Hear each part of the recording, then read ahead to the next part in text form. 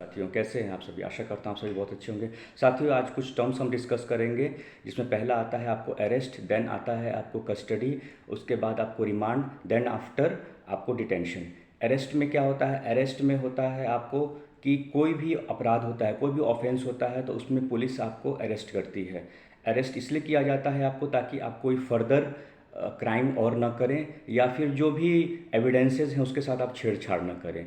Then after arrest जैसे ही आपकी होती है, आपको कस्टडी में लिया जाता है। इसलिए अरेस्ट और कस्टडी में यही बेसिक डिफरेंस है, यही मैं आपको क्लियर कर देता हूँ कि अरेस्ट के बाद कस्टडी होता है, लेकिन हर कस्टडी में अरेस्ट नहीं होता है। अब कस्टडी क्या होता है? कस्टडी में जैसे ही आपकी अरेस्टिंग होती है और पुलिस आपको अपने अंडर में लेती है, जैसे ही अपने अंडर में लेती है आपको, उसे क्या कहा जाता है? जुडिशियल टर्म में कस्टडी कहा जाता है। और जैसे मैंने आपको बताया कि हर कस्टडी में अरेस्ट नहीं होता है। वो कैसे? जैसे मान लीजिए किसी ने कोई क्राइम किया है, वो खुद ही सरेंडर कर दे कोर्ट में जाके, तो वहाँ पे कस्टडी तो उसकी ली जा रही है, लेकिन वहाँ पे उसकी अरेस्टिंग नहीं होती है। ठीक है साथियों, तो ये अरेस्ट और कस्टडी का आपको डिफरेंस हो गया, और आप समझ भी गए होंगे कि अरेस्ट क्या है और कस्टडी क्या है। देन कस्टडी में क्या आता है? कस्टडी भी दो तरह की होती है। एक होती है जुडिशियल कस्टडी, एक होती है आपको पुलिस कस्टडी। जैसे कि आप सभी जानते होंगे कि जैसे ही कोई क्राइम होता है और पुलिस उसे अरेस्ट करती है, किसी भी अक्यूज्ड को, किसी भी ऑफेंडर को अरेस्ट करती है, तो उसे विदिन 24 आवर, सेक्शन 57 सीआरपीसी में दिया है, विदिन 24 आवर उसे प्रोड्यूस करना है बिफोर मैजिस्ट्रेट। तो जैसे ही मैजिस्ट्रेट के सामने प्रोड्यूस करेंगे, फिर वो वहाँ पे प्रेयर करते हैं कि अगर उन्हें कोई तरह फर्दर पूछताछ करनी है इन्वेस्टिगेशन के दौरान, ठीक है, या कुछ एविडेंस कलेक्ट करने हैं उनको ऑफेंडर से, तो वहाँ पर वो प्रेयर करती है कोर्ट के सामने। पुलिस कंसर्न आईओ प्रेयर करेगा इसमें कि हमें इसके लिए पुलिस कस्टडी दी जाए। पुलिस कस्टडी और जुडिशियल कस्टडी में डिफरेंस ये होता है कि पुलिस कस्टडी में जो ऑफेंडर होता है, जो जिसने क्राइम किया होता है, वह पुलिस के लॉकअप में होता है, और जुडिशियल कस्टडी में आपको वह जेल में होता है, जो भी वहाँ का शहर में जो भी जेल होता है आपका, उस जेल में एक्यूज्ड होता है।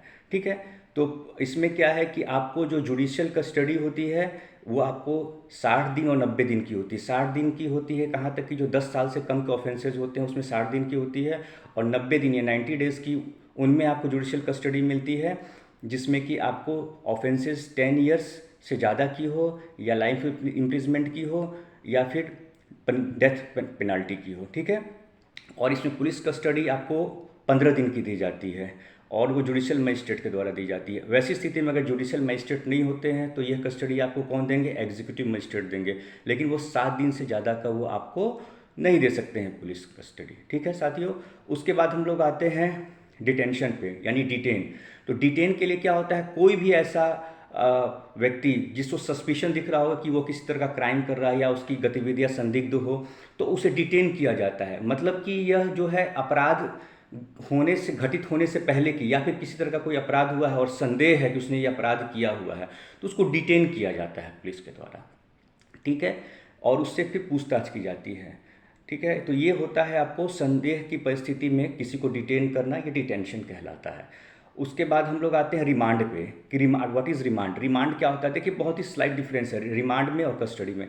जैसे ही हम किसी की अरेस्टिंग होती है यहाँ पे, और हमें लगता है कि इससे कुछ फर्दर, और इन्वेस्टिगेशन भी चल रहा हो आपका, जैसे ही अरेस्टिंग हुई 24 आवर में, चूंकि हमें 50 सेक्शन 57 सीआरपीसी के तहत वहाँ प्रोड्यूस करना होता है बिफोर मजिस्ट्रेट, ये मैंडेटरी प्रोविज़न है। तो वैसी स्थिति में आपको आपको रिमांड लेनी है उस ऑफेंडर की, अक्यूज्ड की।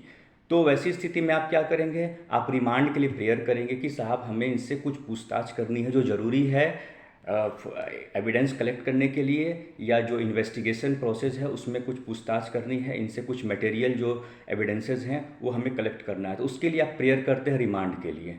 ठीक है, तो साथियों यहाँ पे हमने क्या क्या डिस्कस किया? अरेस्ट डिस्कस किया, अरेस्ट के बाद हमने कस्टडी डिस्कस करी, ठीक है, उसका डिटेंशन डिस्कस किया, देन आफ्टर रिमांड डिस्कस किया। ये 4 टर्म है, बहुत इंपॉर्टेंट है। आपको अगर कुछ भी डाउट है तो आप मुझे मैसेज सेक्शन में आप मुझसे पूछ सकते हैं, कमेंट सेक्शन में आप कमेंट करके मुझसे पूछ सकते हैं।